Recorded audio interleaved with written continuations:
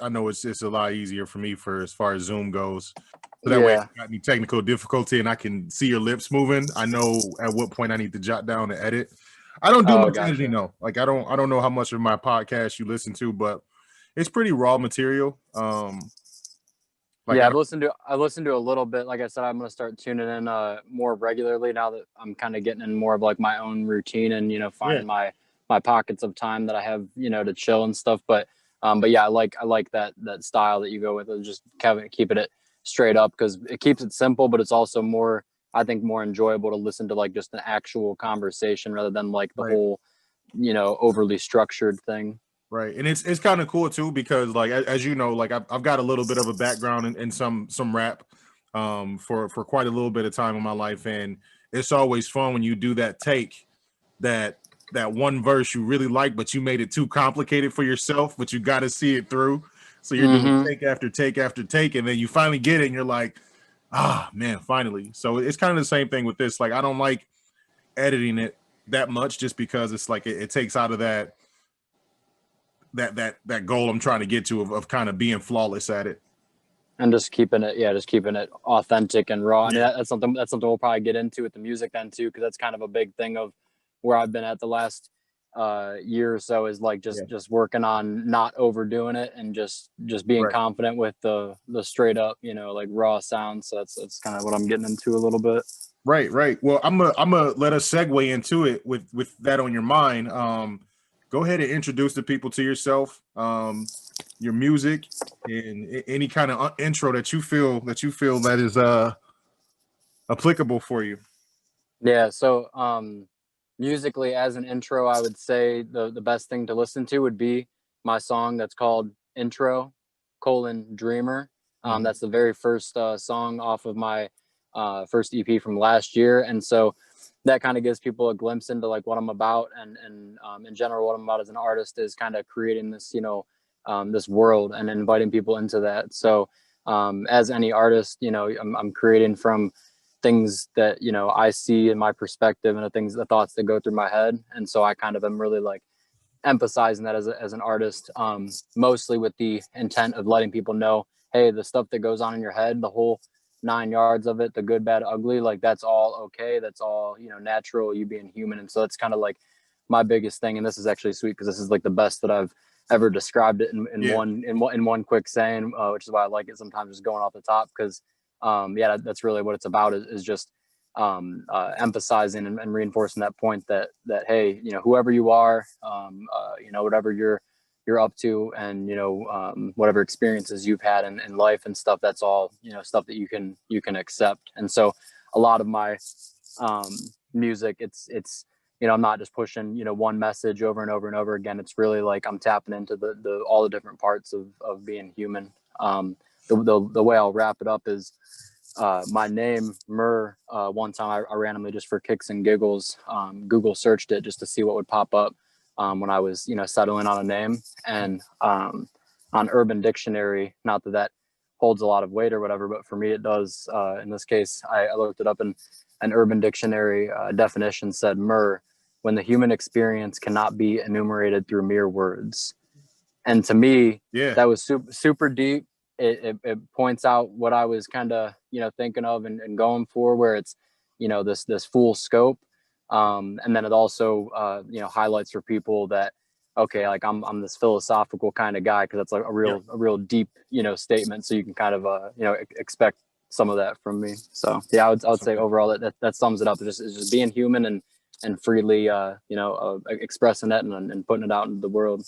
So Yeah, and I think this is another good segue, because we'll definitely get into the questions. But today, when you had messaged me about the quote that I posted today, that we got to talk about that, I think it's a good segue because of what you mentioned behind the name of Murray when you looked it up on Urban Dictionary. The quote of the day for Saturday and Sunday read, "Everything you do should be in service to your vision."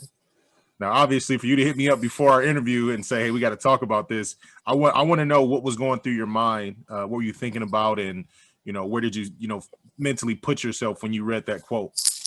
yeah, so the thing that stood out to me is the word vision, and that's something that a lot of people you talk to that that will you know, that know me close and know what I'm up to and stuff. That's a word that they'll use, that they'll describe me as, you know, a visionary. And I've always just liked that word. It gives me an image of something, and it's kind of just this, you know, having your sights set on a particular you know, big picture goal. And so for me, that's something I'm excited to, you know, share with people more about, is like the big picture for me, what this is all about. And that's the vision, and it's the mission that you're on, what you're going for. And, you know, sometimes when you're an artist and you're going rogue and you're going in the studio, you know, making music all the time, and you know, people don't always see behind the scenes. They might not know what you're up to or whatever, but that's really what it is it's like, I have this vision, this thing that I'm trying to create. It's in my head, and I can see it years down the line. Yep. And so all of this effort, every second, hour that I'm putting into this, is all about creating and you know, bringing that vision to fruition. And so what the vision is for me is, one, on the you know, surface of it, is just like I said, about just kind of being authentically you. So just being you, doing what you enjoy. And so that's the goal for me, and what I envision myself you know, in the future is, you know, I'm doing this full time, you know, kicking back. It doesn't need to be anything fancy. If I got like a nice jacuzzi that I can chill in and just, you know, soak up my tunes and stuff, you know, have a home studio, that's my vision personally. And then you know, outside of that, it's you know, encouraging people to also you know, pursue whatever they want to do, and you know, be comfortable with themselves. So Awesome. yeah, vision, big word for me. I think it's really Everything, important man. for, yeah, I think it's important for everybody to think, what is my vision, what is my kind of my goal here, the end Absolutely. goal. 100%, man. No, thank you for sharing that. So we're gonna go right into this. What or who, which I know we talked a little bit about this the first time I came out to Cleveland, but what or who made you interested in pursuing a music career? Yeah. So you already know who I'm going to mention here, Oh but yeah. I'll preface it with the fact that, you know, I've always been, and real quick, I'll say, like, I sometimes I've thought, oh, I didn't get started in this as early as what, you know, it would have been cool if I started in earlier or whatever. And I feel like kind of a late bloomer, but I also, again, I embrace that as part of my, you know, journey. But I was always writing, when I think back to it, I was always writing music, you know, even as like a 3, 4, 5-year-old. I had like lyrics my mom will, you know, be digging up and stuff, and it's actually like, you know, decent, you know, funny stuff to look back on. So I always had it in me. I always had the artsiness in me, and was always, you know, captivated by that stuff. But definitely my boy Kid Cudi, Man on the Moon 1 and 2, that was the moment when I started actually writing music, after I heard those albums. And I didn't do it consciously, which was cool. I don't remember a moment where I'm like, oh, Man on the Moon, okay, let me write a song now. It's like I was already maybe writing some songs before, but that was a big moment where I saw, okay, this whole thing I'm into, this whole multimedia storytelling concept thing that I've always been about, that shows me that, you know, this is possible, and people embrace it, and people embrace not just the kind of cinematic theatricness of it, but also the rawness that, you know, he was tapping into with his messaging. So that just made me real comfortable over. I think that was kind of the part where I started rolling, and, you know, writing more, and you know, recording little melodies and things like that. And I think it kind of got the ball rolling for me, and kind of, you know, woke me up to my potential as an artist. Yeah. And just coming from your side, you know, you first start this thing, you start writing lyrics, you start writing music, and, you know, eventually it evolves into a full song, and then you get to play it back, and you get to listen to it on your own. When you finish recording, and then this is kind of a curveball segueing into the next question, but has there You can ever tell by been my a point, face. I'm intrigued right now. I can tell you're probably sitting there off script. you know, when you first listen to yourself that first time, and you know that's your first song, you know, and I don't know if you remember what that song was, but you know the feeling once you get done recording and get to hear it play back. You know, obviously it's that sound of excitement, or it's that sound of, did I finish, you know, did I do everything that I was supposed to do on this track? But when going through stuff like that, what was it like when, like, did people immediately embrace you as far as like, oh, yeah, I heard his music, I love it? Or did you get some, you know, some constructive criticism? Like, what was that process like? Yeah, for sure. So I'm trying to tap back to some of my like first stuff that I put out. I pretty much the thing is yeah, let me think back to the very beginning. I think the very first time I can remember doing like a studio session was in my basement in Columbus with my roommates. And the thing is, when I was in school, I didn't feel like I had this liberationist, the mental headspace and energy to really put towards like, full time being able to create and everything. So it waited until after I got out of college to really like tap into my my own songwriting and putting a whole song together, doing the mixing and everything, and being in the studio. But and I think at that point it it wasn't a finished product at the time. It's funny because at the time I heard it and I thought, okay, this is cool, because that was just me getting started. And so it sounded cool enough just to hear my voice on the mic and hear the production behind it, but it definitely still had some work to do. This was my first EP from 2018. It was called A Loud Unspoken Mind. And so I got a little bit of feedback from that. People were like, okay, I can see what you're rocking with. You got a different, style, whatever.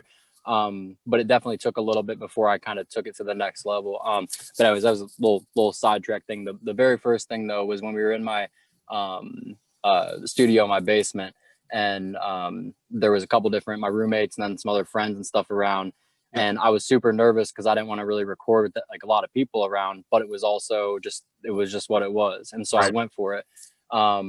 Anyways, and yeah, people like some people walked down and they were just like automatically like vibing and making comments about it, saying like, oh, that sounds smooth and stuff. So it felt weird for me internally, but then once I heard a little bit of the feedback, it eased my mind a lot, and gave me that boost of confidence. Nice.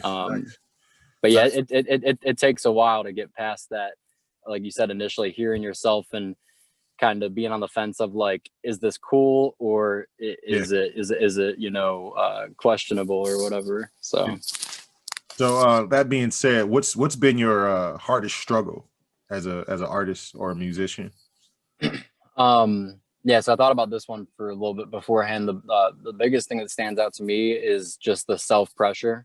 I would say I've always, and I guess it kind of makes sense, I've always been somebody that didn't really care too much like what other people thought, just naturally in the way I was raised and stuff. But so it's never really been an issue of like, I'm putting this out and oh my God, people are going to hear this, what are they going to think, whatever. Like I naturally get nervous, but the biggest thing is like not about releases or feedback or, anything like that. It's me knowing the potential that I have and being really eager to unleash that and quickly get to where I know it can go. Going back to that vision, it's like I see this real clear vision of what I'm capable of and what I want to do. And so it's just that pressure of like, wanting to do it sooner versus later. So just kind of a mix of self-pressure and impatience, bundled up into one, and just learning how to kind of sit back and say, I'm just going to just ride this wave as opposed to forcing the issue. And so especially when I'm sitting on songs too that I know people are going to rock with, I'm just really more so than nervous about what people are going to think. I'm excited to actually get it live and stuff. I did an episode with one of my former coworkers. He was our videographer at the time, and he's in a rock band. He's the lead singer of a rock band. You could say heavy metal, a little bit of a mixture of the two. But we were talking about the product as a musician, and to the musician and to the artist, the product is never perfect, right? So it's like you're always like kind of chasing that unicorn of the perfect product the whole time you're creating music, not knowing that every time you do a song, you're releasing something that's in you, and it kind of transitions into something else. So even if it's the, and like you said, like even if you're riding this wave over time, that boat is going to start flowing to the, to the body of water.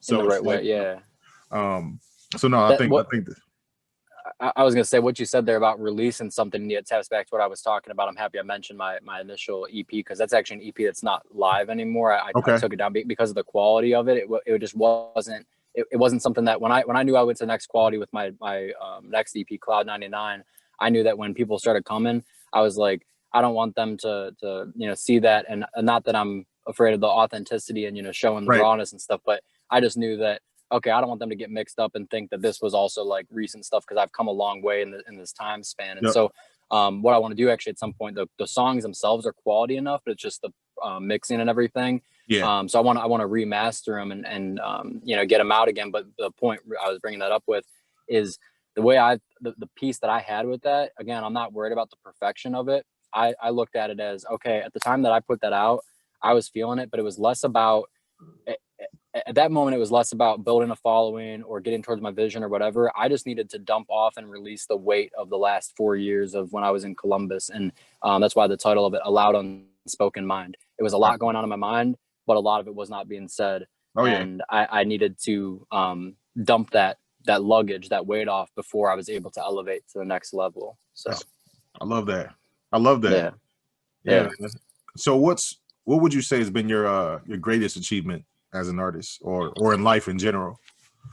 Yeah, well, since you said both of them, I'll give you both. As an artist, I would say, honestly, I mean, I've only been at this for about 1.5 years, so there's a couple like highlight things I can think of. The release of Cloud 99 was kind of my laying the foundation, introducing people to my world, and kind of saying, here's what I'm up to. That's one thing I thought of. But really the most recent thing, just because it's fresh, I would say, is my video that I did for my last song, Tired of Waiting. Oh, yeah. Because one, the song is a different, fresher, more new Murr sounding kind of style than some of the more psychedelic stuff I've done. It's a little bit more straight, just raw, which I liked. And then, and it was a bold step for me to say, I'm not going to put all this crazy production behind it. I'm just going to let my voice ride and, be confident in it. So that was a step.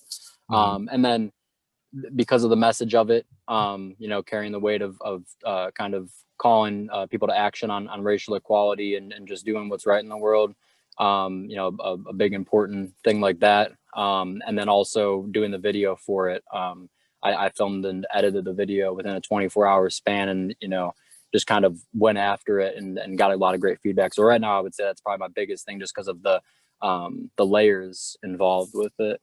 And then in life, it's related to music, but it's not necessarily my, exactly like my original music. But my final semester down in Columbus, when I was at OSU, speaking of visions, I had this vision when I was down there after I went to Bonnaroo my freshman year to put together a campus music festival to raise awareness for mental health, because this is something I thought about a lot. When I went down to Columbus, I saw all these people that looked like zombies, and people that just weren't necessarily head nodding or smiling back at you or whatever, and it kind of like threw me off, because I was always like that. But I realized that it's just because a lot of people, that's being exposed to real life, seeing that people are going through stuff, and it kind of like spoke to me, and I wanted to do something to address that. So anyways, my after having this vision for a while to accomplish something like that,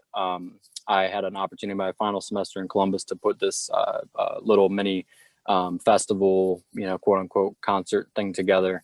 It was called Loud Mind and Music. So we had like 5 different performers. We had artists and stuff who displayed their work. We had a dance, hip hop, K-pop group come in.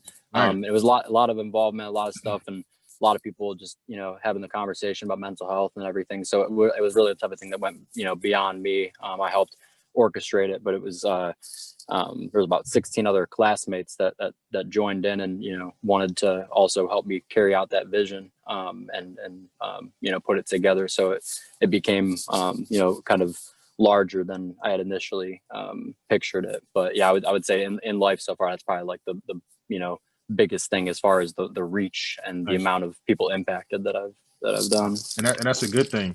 That's the karma we get back for the efforts that we put in for stuff that's kind of bigger than us, man. So yeah, that's huge. I love that, man. You've dropped some gems that I think me personally, that I've picked up on. But this episode is about you. So we're going to roll into the next question, which I know you kind of mentioned it at the beginning of the podcast, that, one of your biggest doubts was not starting this soon enough, or if you got in the game too late, Mm. what kind of advice would you give an independent artist that's, you know, just getting their feet wet or kind of on the fence about what they want to do as far as music goes? Like, what kind of advice did Murr need when he first started? Yeah, I like that. I would say the biggest thing, first and foremost, it's as you'll find with me, I'm gonna give you I'm not just gonna give you a dry, you know, one liner answer. I'm gonna give you a full, Yeah. you know, scope on it. But first and foremost, I would say to accept the fact that you're gonna be scared, you're gonna be nervous, you're gonna doubt yourself, you're gonna be mentally exhausted and things like that, and don't let any of that make you think that, oh, maybe this isn't for me or isn't. Not that I've, you know, personally thought that, but I just know that other people would you know, need to hear that. But like or that, you know, you're gonna get burned out from it or whatever. It's like, at the end of the day, if this is something that's, you know, in you at your core, then just rock with it and be confident in it.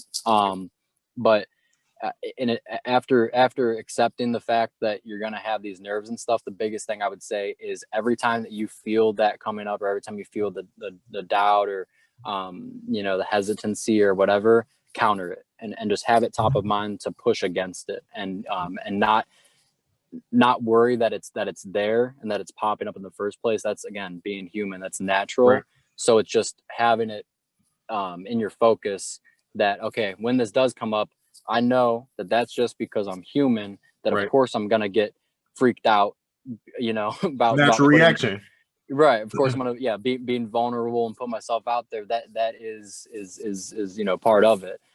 So just always having that kind of intention of and having your own strategy of how you're gonna counter that. You know, oh, if you're feeling, you know, nervous, then go maybe record something or write something fresh, or maybe play your song for somebody, and that'll you know, get you that feedback that you need, that little boost. Or even sometimes just as simple as a conversation with yourself, just saying, yo, it's not really all that deep. Yep. Just rock with it, and you know, and see what happens. But yeah, that's the biggest thing, is just overcoming that hurdle of the self fear and the self doubt and stuff, and finding ways to push back against it rather than letting it, you know, consume you. Yeah. Oh yeah, man. 100%. Yeah, I know. It's funny because, like I said, you know, I started doing music myself when I was like maybe 16. And from the ages of 16 to about 23 is when I recorded all of my music previously. So it's funny that you kind of mentioned the stuff that you went through, because I remember going through that stuff. Except the difference between me and you is when I started hitting that road, that's when I started giving up, because everything became so hard and so overwhelming. I was just like, all right, I can't do this no more. It's too overwhelming. The unknown is scary as crap to me. And now it's like the unknown is almost like a challenge that I'm trying to see. When I listened to your music for the first time, it threw me off by surprise, because love it. By being in the music scene and being in the music industry before, I've seen guys and they tell me they make music, and I'll go and be like, okay, I'll listen to it. You know, what's your tag? Where's your CD? Where's your demo at? Obviously, CDs don't get passed out anymore, but I go online and I go to Spotify and I start listening to your music, and this is in the middle of you know, new owner training. Yeah. And I'll pause the song like, you're like, wait, what? I can't listen to this right now while they talking, because like I really like this. Like, hold on. So but then it's kind of like you said, like it's almost like you can tell your music is just starting, because all the music that I've listened to so far is all from the heart. And I'm sitting here scrolling like, is there more yet? Like, you know, Spotify tell you when somebody drop, I'm like, okay, is there more yet? Like, that's what's up. I'm enjoying hearing you involved. And then when I heard Tired of Waiting the other day, I'm like, heck yeah. Oh yeah. So like the video itself is pretty dope. How did you shoot that video by yourself? Yeah, so every shot that was in the video was shot by me. Even, you know, I had enough fun, like I said, even back in like, you know, 5th grade when we had our first like movie class. That's another element of me. It's like I'm not just the recording artist. It's like I'm just this I look at myself as like a multi-creative. I'm my own you know, team. Right. And it's not even just this like whole rust mode, like chip on the shoulder mentality, like, oh, Yeah. like I don't need anybody else, like that thing. It's just like I really enjoy, like I enjoy the movies, I enjoy the Yep. whole 9 yards of it. So yeah, like people like Yep. Childish Gambino or whatever, like inspire me, where they Oh go yeah. out, he starts acting 1 second, then he drops another album. It's like I have Oh yeah. aspirations for all that. So And there's but room yeah, for it. There's room right, for right. it. And it's fun too, because then people get to see multiple sides of you, not Yep. just, okay, what does he have to say lyrically, but how does he, what does he see when he looks at the world? And that's kind of what you get when you look at a music Yeah. video. And that was with this particular thing. It was a very, very simple shots, but it was like, these are the things that caught my attention as I was driving around. So two fun facts about it. Yeah, the whole thing was all filmed by me, but I had fun with like the edits where I like Yep. would move it ahead and make it look like there was motion there, just Yep. because I filmed it from different angles and then pieced it together. But the other thing too is I challenged myself by saying, okay, I'm just gonna film in this like 5-mile radius of Bedford around this barber shop that I went, the place that was in the video. Yep. And so I just kind of cruised around the city of Bedford and took in what I could, and then said, I'm just gonna work with only this material. And so that allowed me to simplify it and say, for my first video that I'm fully directing and editing, let me just not overcomplicate it, right, like I have done with my music in at some points, and just work with what I got, work with my intuition, and see what happens, and it ended up turning out pretty cool. Now, first off, after the episode is over, I'm gonna add this song in, because typically with Anchor you can either add sponsorships or you can add music. So at the end of the podcast, I'm gonna make sure your song's attached. So right after the podcast, it'll go straight to your song so everybody can hear, tired of waiting. But what was crazy is, like, I actually enjoy watching that video too, because I'd see the different angles, the zoom ins, the zoom outs. I'm like, all right, that's pretty dope. And I'm sitting here thinking to myself, like, okay, how much time did this take? Yeah. Do you want to know for sure? Oh yeah, I want to answer. So the filming took, my haircut was at 10:30, and I got back at probably like 3:30. So the filming took maybe 4 hours or so, and it wasn't even a lot of doing takes over and over again. It was just because I was kind of chilling and vibing and just rolling with it. Oh yeah. But then the editing, I did a couple hours Friday night, and then I did like probably like eight more hours on Saturday, like 8 straight hours. So my free day on Saturday turned into, I mean, I say turned into, like, it's a bad thing. That's just what I wanted to do with the day. And so yeah, I spent probably about a total of like 10 hours. I think that time will crunch over time as I get quicker and better with it. And I was kind of, this was actually done in Premiere Rush, which was an app that I just downloaded. So I'd never used it before too, which was kind of a cool thing. And so I was learning the tools as I was going. Gotcha.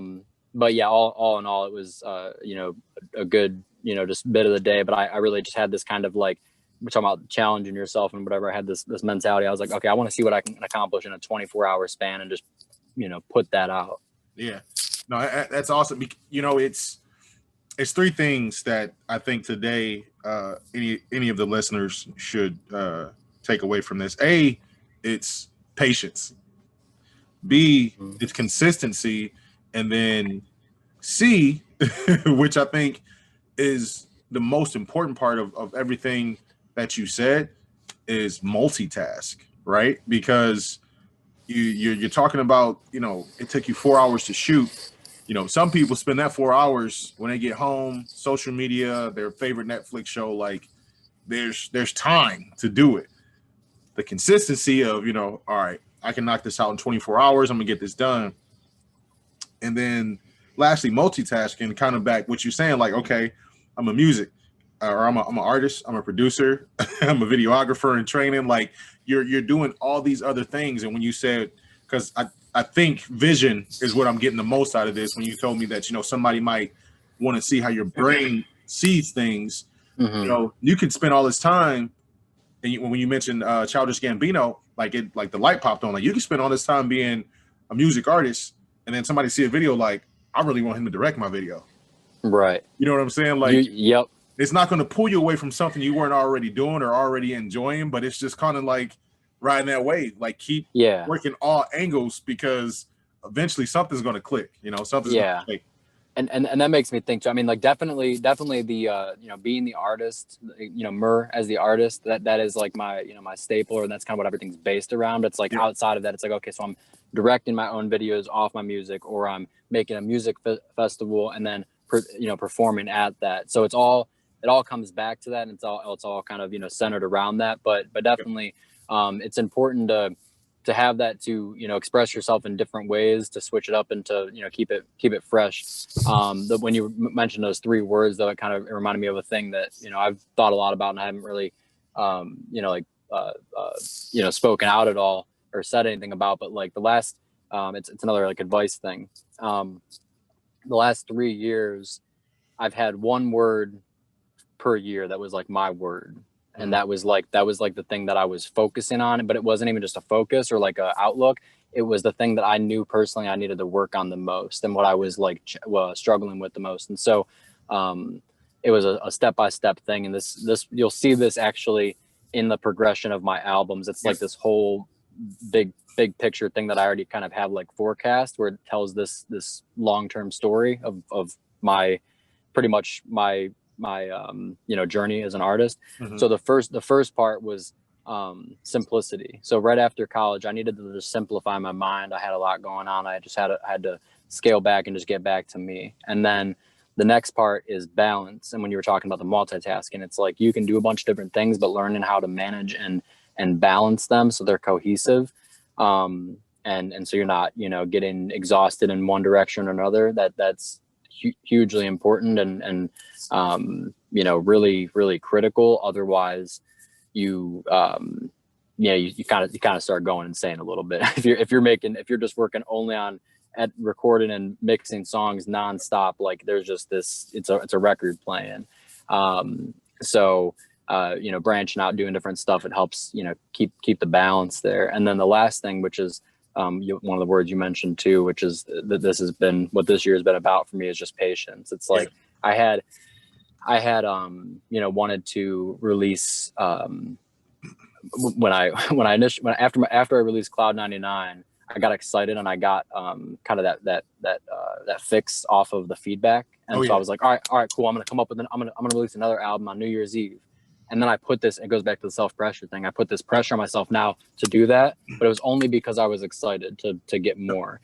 And then, so there was a struggle there. I ended up not releasing that for a few more months afterward. And I finally realized why artists sometimes say, hey, I'm releasing this now. And then it takes them a little bit. Fans get disgruntled, but it's because you really just got to go with, you know, what you feel, and you can't force the issue, but sometimes we try to. But anyways, so after the second EP, Export, I almost did the same thing, and I was like, all right, I want to release more again. But now I want to do it as just singles, as opposed to a whole album, and have a little bit more freedom with it. So I was going to do it over the summer.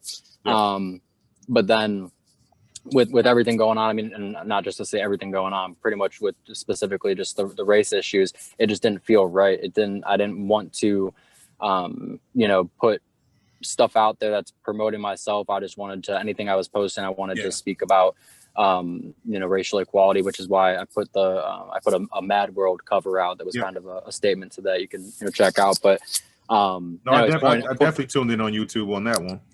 Yeah, point being though is so again, it was like it's the timing isn't always right, and it's about just being patient with yourself based on whatever else is going on or what's going on with where you're at, and just being patient with your journey and seeing where it goes. And you know, at this point now, like I said, that's been my word of the year. I feel so much more relaxed than I have even in 3 years, because I'm allowing myself to be patient and you know, just you know, go with it. So I got to write this down. Be patient with your journey and see where it goes.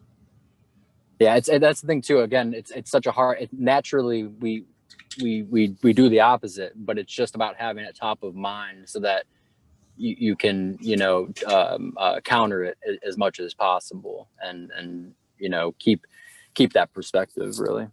100%. Because it's easy. It's so easy. That's the thing. If you don't It's probably one of the biggest things, like as far as just how I live my life. If you don't have like set perspectives that you've like sat and reflected and thought on and said, this is Right. how this is what I'm falling back on at the end of the day, at the end when my pillow goes on, or my pillow goes on the head, when my head goes on the pillow, Yep. at the end of the night, this is what I'm falling back on.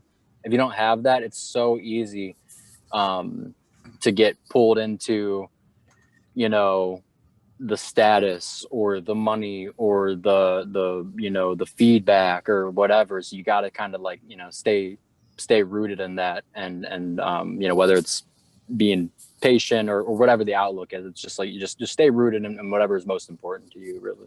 100%. I mean, I know I wake up and I'm, you know, my gym, for instance, like it's, you know, I just got this thing off the ground.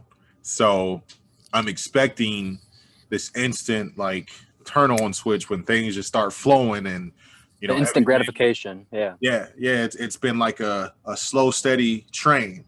But what I forgot was that the train is slow, but at least it's steady. At least it's consistent. You know what I'm saying? Right. So, Right. you know, when I sit down or when I lay down at night myself, that's what I ask myself, like, do I still love it? Because if that's the case, there's nothing else to worry about. Like, do I still enjoy doing this?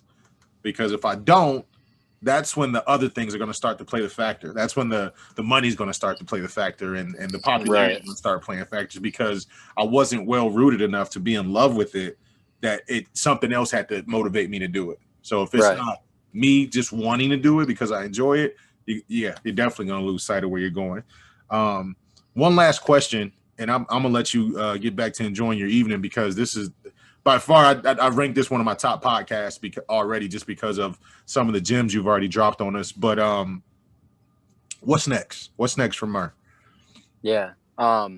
So where to start with that one is it's a lot. But I've found this balance now to where I'm kind of taking things one thing at a time. So I'm doing a lot. I have a lot planned, but I'm also you know, doing it at my pace to you know, take care of myself too. So what planning on, and what I think is closest on the horizon, like I said, I think 10 15 years ahead, like at some points. You have but to. what's coming up soonest is going to be it's going to be the 3C's. This is just because the cute little alliteration stuff, because I thought about it beforehand. If Chris Jordan is listening, he's gonna love this part. But go ahead, let's do it. he likes his acronyms or whatever. Oh yeah, he loves them. He loves them. So first is going to be collabs. So I have a list of about probably 10 different people, some who have approached me, some who I've approached and I want to collab with. It's going to be really fresh after spending the last, you know, 6 months of creating a lot of individual music. I have a lot of stockpile of original just solo stuff. Yep. And that's, you know, part of kind of taking you know, making the most of you know, being locked in and not being able to go out and as much and stuff. It's like, you know, that's a quick little plug for that. I encourage everybody during these times, you know, find a hobby, find something. We all have something in us that we enjoy. Go, you know, do that. And it'll help, you know, kind of guide you through these uncertain times where, you know, you can't do as much of your routine as you'd like to. Anyway, side piece, but no, it's good. It's good stuff. So yeah, after doing all this original stuff for a while, it's gonna be just fresh to get in collab, and that's what I've been telling everybody. I'm like, yo, anybody I'm collabing with, like, send me, you know, a beat that you come up with, or an instrument that you're playing or whatever. I want to tap into something new right now. So that's something to expect, is you know, for people to hear me go in with other artists and go into their world and kind of leave the you know, quote unquote world of Murr for a second and go into the world of, you know, Debs is going to be one of them. I'm trying to think who else. Don Kenobi, a couple other guys. You know, I could, you know, list them all out, but a few different people I've met over the last year. So collabs, covers. I want to get into. I did my Mad World one, and I want to, you know, do more of that stuff, because again, it's just fresh to get out of your normal element, and actually there's a certain simplicity and freedom with the covers, because it's already a song that, you know, people like and you know the lyrics to. So now it's just about singing it in the way that, you know, feels right to you. And that's actually where I started with music too, is with the covers, because I would be just singing Pink Floyd or Led Zeppelin or whatever in the car, Kid Cudi, to myself, and that helped me kind of evolve my voice. So I'm excited to. I have a lot of covers that I know I'm gonna like, kind of nail, and I really feel like emotionally connected to. So I'm excited to release those to the public after singing them in my car for the past 7 years or whatever. Right. Songs like, and it'll be different too. Again, like the stuff that I typically do with a lot of production, it'll be songs like Hallelujah, or like How Mad World was more stripped back. Things like that are a little bit more just acoustic, classic, timeless songs.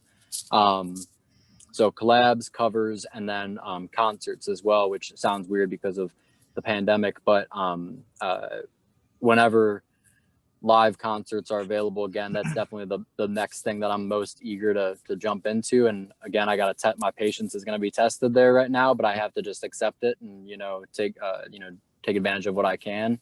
So right now, what we're in the talks, me and a couple buddies, of putting together a live concert series, kind of like a Tiny Desk concert sort of thing. Yeah. A little, mini like virtual music festival of sorts, where we're going to have different performers in there. That'll be an opportunity that, I'll be able to do some live sets as well. So I know some people have been asking, when are you going to do shows? And people are eager to see me actually perform the stuff, because it's, you can hear all the stuff going on, but I'm excited to showcase that part of it. Not just, me and my live voice, but being able to put on my entertainer hat, my Freddie Mercury, and showcase the personality and everything. So that's something I'm looking forward to. Awesome, man. Well, 2021 is going to be a great year for you. I'm excited, man. Ladies and gentlemen, Murr, you can follow him on Instagram at The World of Murr. The latest song out is Tired of Waiting. What else do you want to mention before we head out of here, man?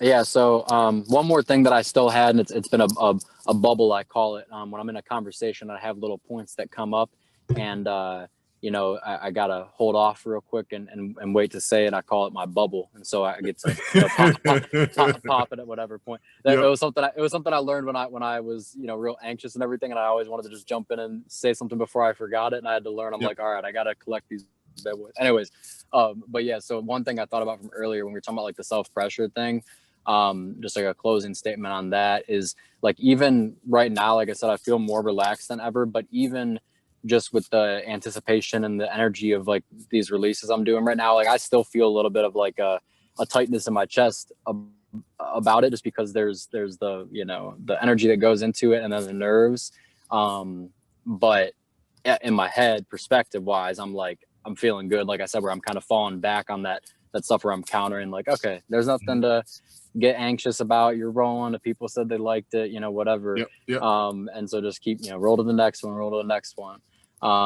So it's real. It's not something that's just a flip of a switch. And, you really do gotta ride it out and not get discouraged by your own feelings and your own natural emotions and stuff. Just embrace them and be cool with them. And over time, like I said, I felt myself kind of evolving as an artist, but also evolving just as a person, and kind of gaining that wisdom and perspective to be more relaxed and settled with it.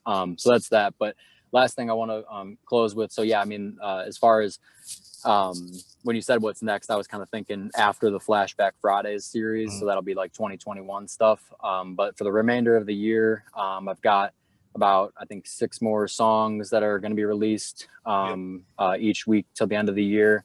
All of them I'm real, excited and confident in. A lot of different styles, a lot of, different kind of elements and messaging and things that I'm going into. So each week is a little bit different.